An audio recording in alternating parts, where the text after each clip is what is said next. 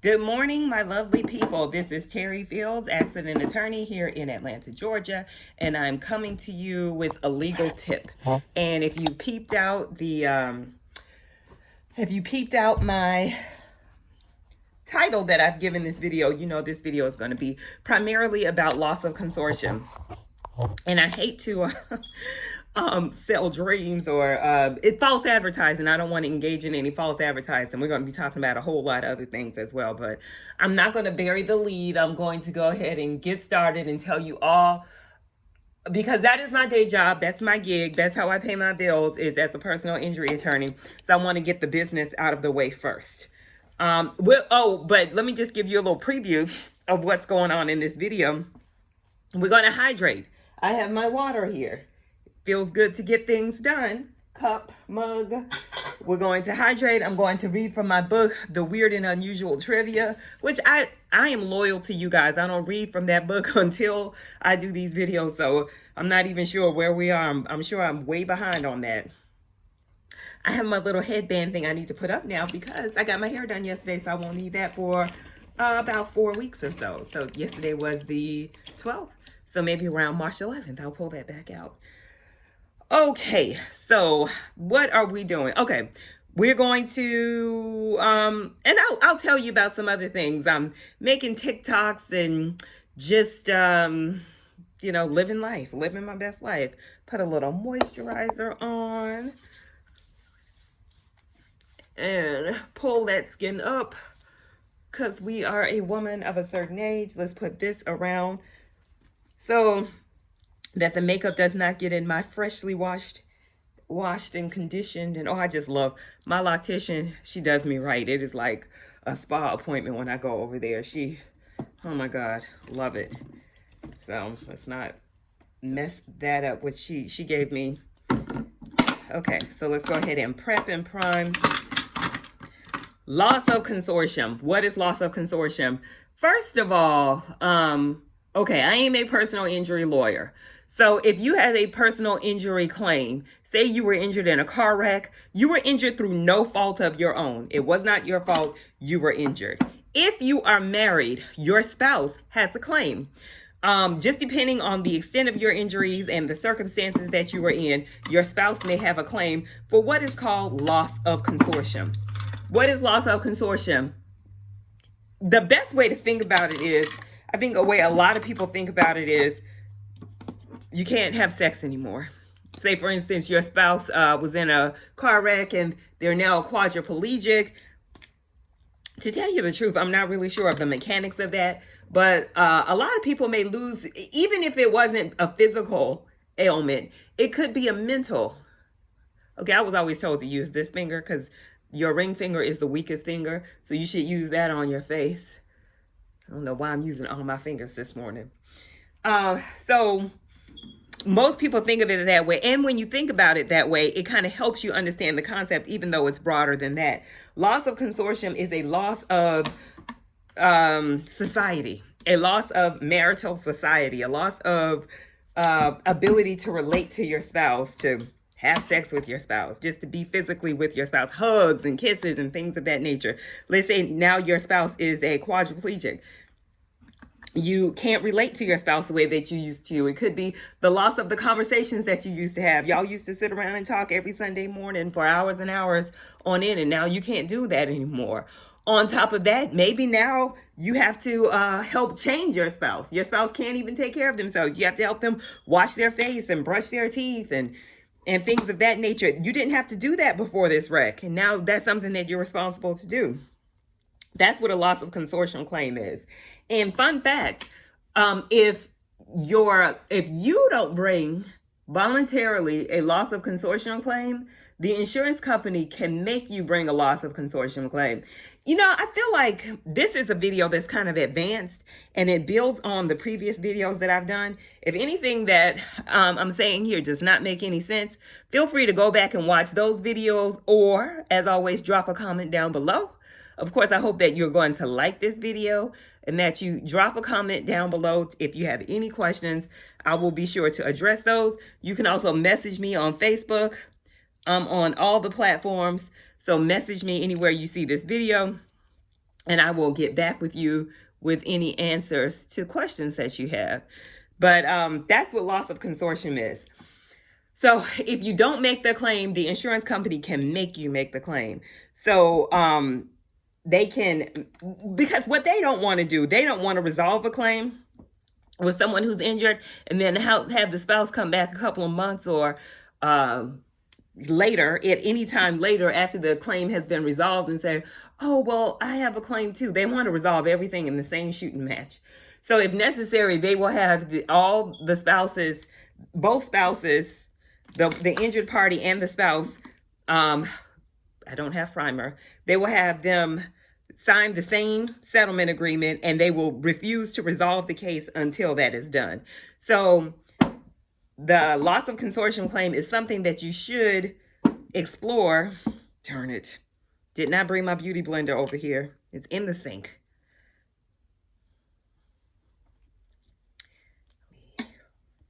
That's something that they will want to resolve before they resolve the case. So, ooh, oh my goodness. Now that's the messiest I've ever done that. Dripped on my clothes. And my foot. Wow. Oh, and I don't have my, this is the morning when I don't have my towel to cover all of that stuff. Maybe I should just put it right directly on the brush. Oh, it's a lot of, oh my God, this, I didn't think I put that much. This is a lot of foundation.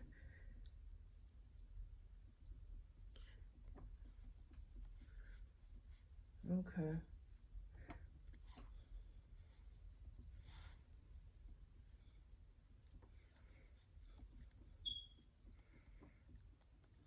Hard to talk while I do this.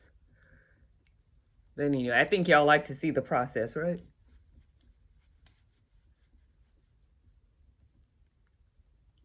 I'm going to do a deep clean of this brush. I already did one, but I'm going to do it again. I don't ever think I get all of the foundation out of this brush. And I actually bought another brush for foundation, this one right here. And I just like this brush better. That one you're supposed to like dip and swizzle, but I never really used it. I cannot believe I got all that foundation on me. Now I am thrown off. I'm getting in the shower in a couple of hours anyway. All right, so that is the main foundation. I don't have enough room on here, so I'm gonna put that there. And I'm just gonna, this is my deeper foundation, which I'm using to be my contour. And I'm gonna put you.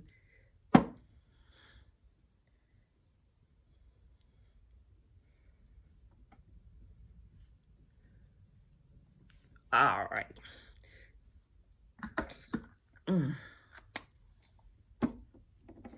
So I'm not even sure where I was with loss of consortium.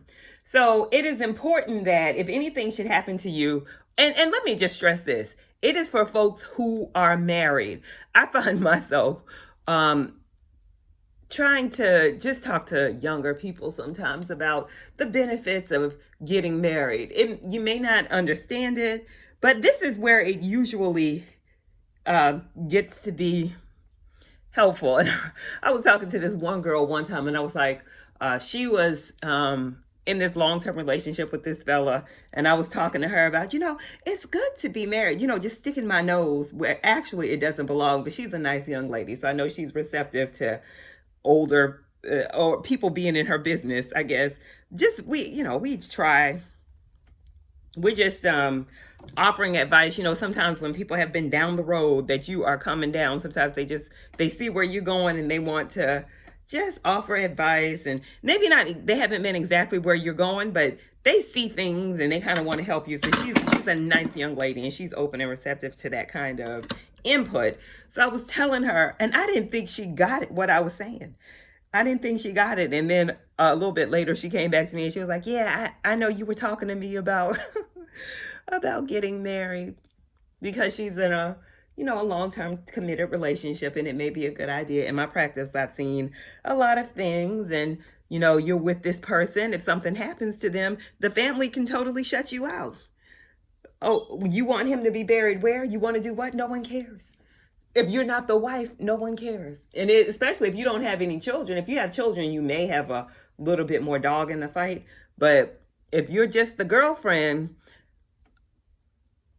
I can guarantee mom and sister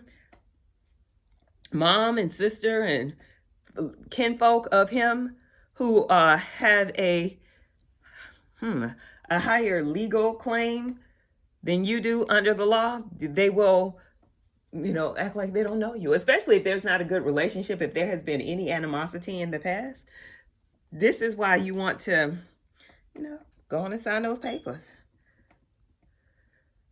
And I mean, sign them to get married, not the Usher song, sign them to get a divorce. This is looking real crazy. Why does this look so crazy this morning? Oh my goodness, this is a mess. Let me blend this in. Foundation should not be all the way up by the eyes, and I don't think I've ever had this problem before.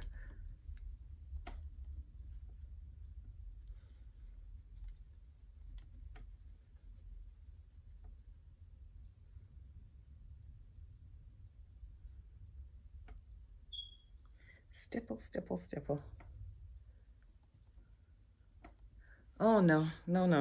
This is not for blending. Ugh, I have to get my blending brush. Oh, shit.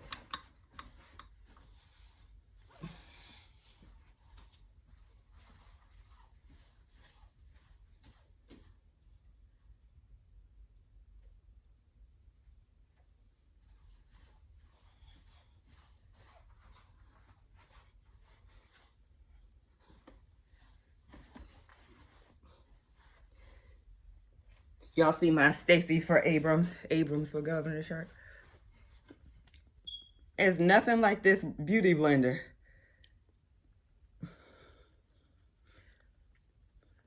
Oh my God. You cannot blend with a brush. Oh my God. I mean, it is just like night and day. It's amazing. The difference.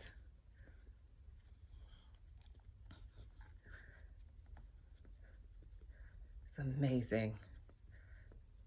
Amazing. Can't argue with success. All right. So what kind of damages can you get? That's always the question, because that's why we enter into this legal fiction. It's a fiction that any amount of money is going to compensate you for the loss of companionship and society of your loved one. So that is the inquiry, because that, at the end of the day, that's why we're here. This is what we're figuring out. How much money is going to be necessary?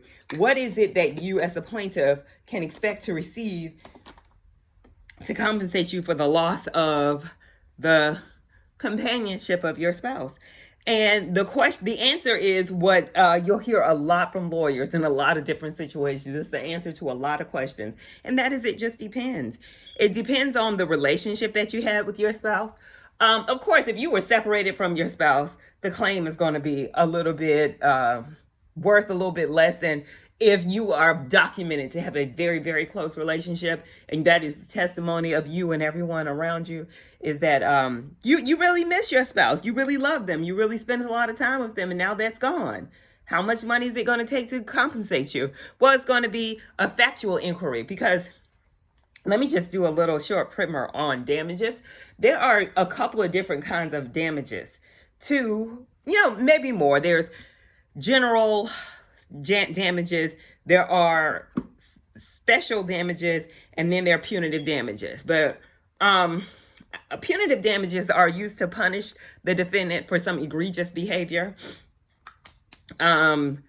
Special damages, okay, let me just give you an example of punitive before I move on.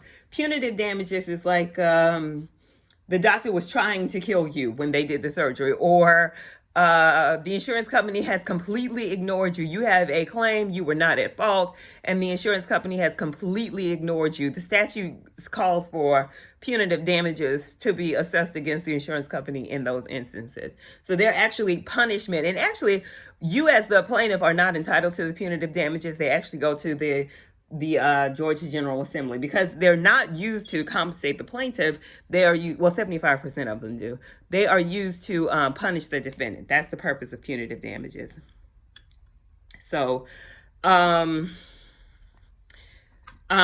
then you have general damages, which are also known as receipt damages. Those are damages that you can produce a receipt for. They are medical bills. There's a receipt for that. You went to the doctor, you got a shot, you got a pill, you spent time in the hospital bed. Those are receipts. There are receipts that can show that. Those are receipt damages. You're entitled to compensation for receipt damages. Then you got a little thing called general damages. General damages are things that you cannot produce a receipt for, but you're entitled to compensation nonetheless. I have all this paper down here.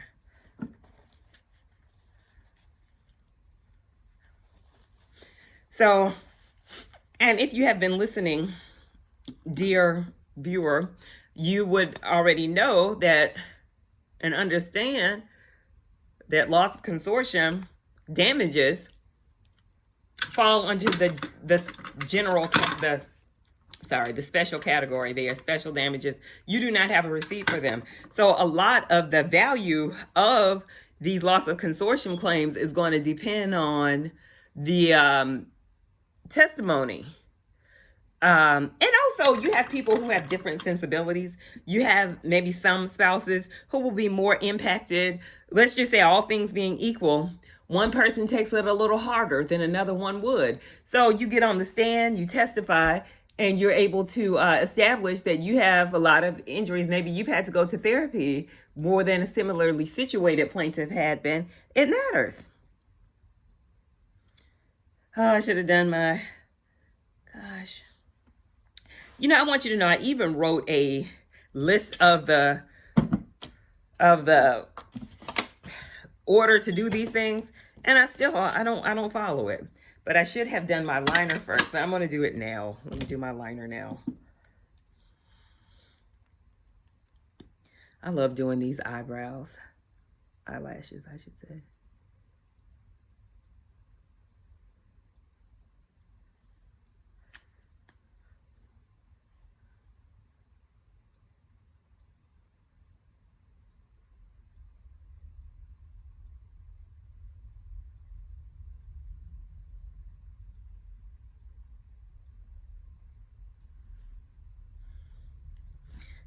When I first started doing these, I would get this stuff all in my eye. I just want to do this. I don't know why. I just want to do that. Makes no sense, but I want to do it. And she'll do it because I can do that. That's my business. You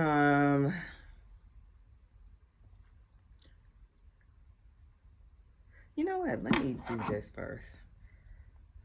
Then I'm going to... because I don't want to put any mascara on the lashes themselves. Okay, I'm going to, after I do my lashes, I'm going to do a little... damn it. Got it. Got some black in my eye.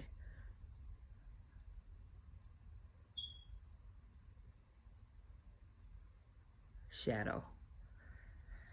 Okay.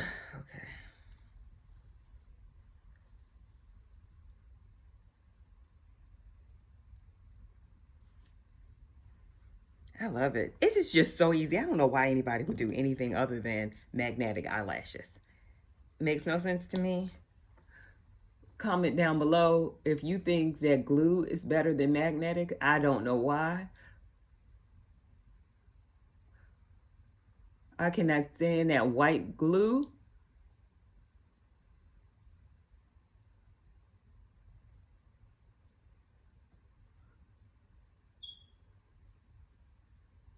God bless my esthetician. She had these. And like using that white primer on the eyelashes just because I feel like I'm covering it. I'm getting full coverage. You know, first, before I do that, let me do my eyeliner.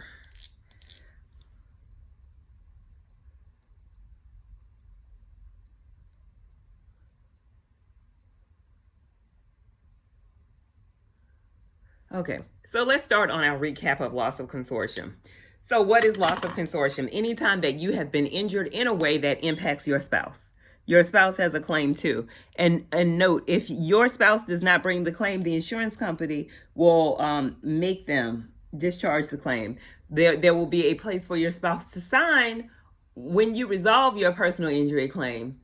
So that's why also too, if you're not getting along with your spouse, go ahead and get the divorce. You know, go ahead and marry who you want to be married to, who you need to be married to. Because let's just say you pass away and you're actually giving this person a claim. This person can actually make money off your death. And if you're not in a good relationship, that might not be something you want. You may want your family to be able to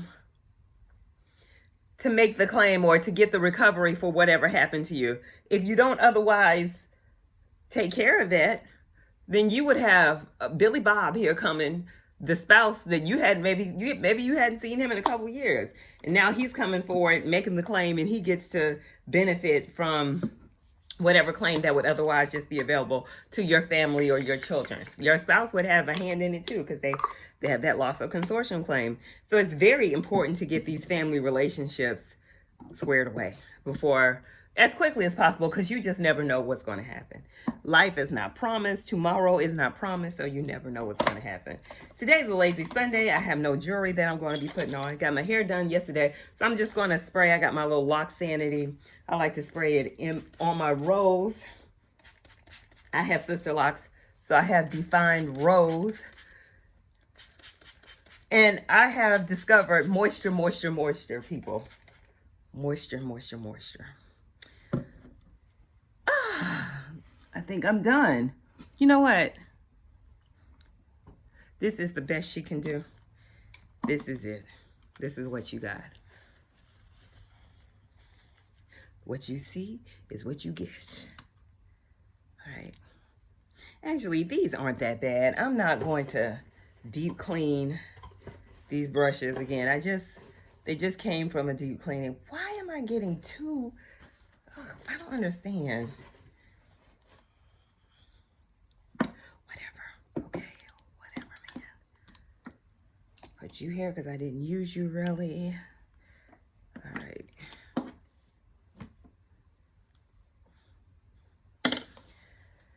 Okay. Loss of consortium. What do I have to say about that? Oh, yeah, we talked about the measure of damages.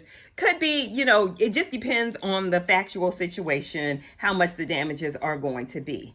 So it's going to be very important that you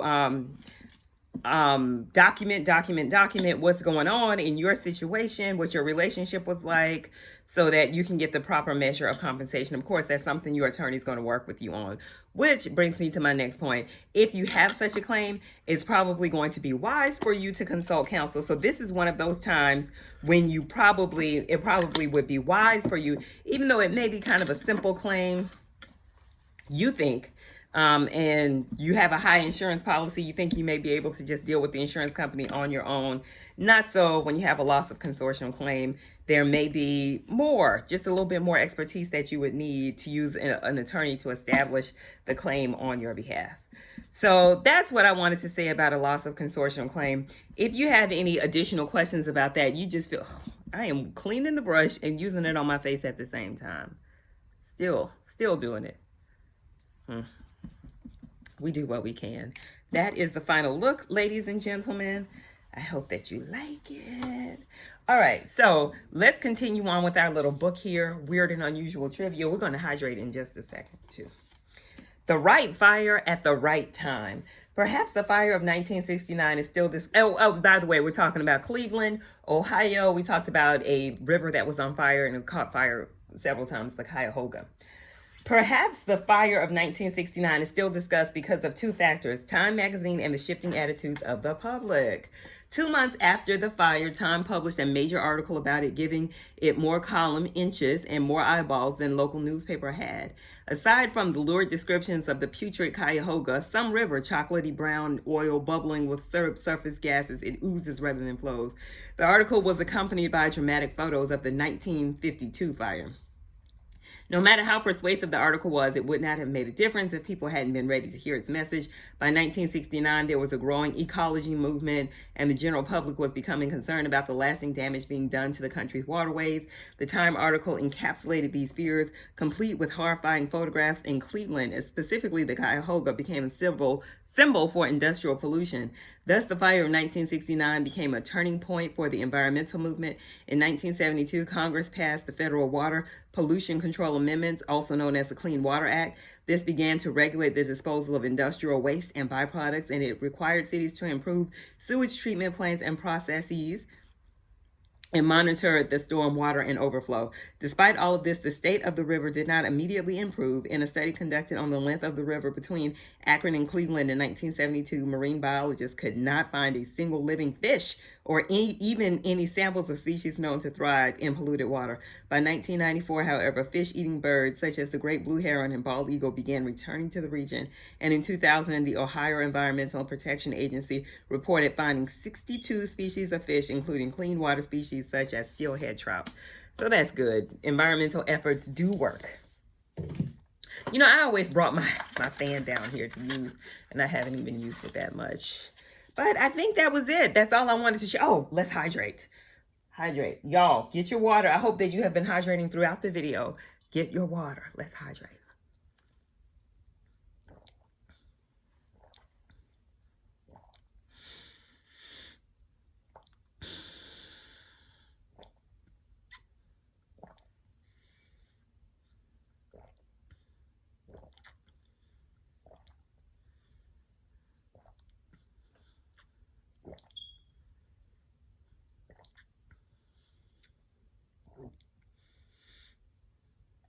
Hydrate and think about life.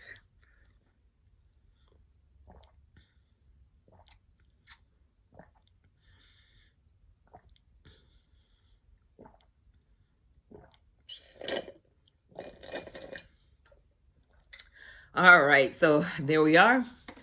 I hope you all have a lovely, wonderful day. I certainly will try to. And I will see you the next time here for makeup and legal tips. Y'all, let me know if you have any legal tips that you want me to discuss. And I'll be sure, down in the comments, I'll be sure to address them. God bless. I'll see you all next time.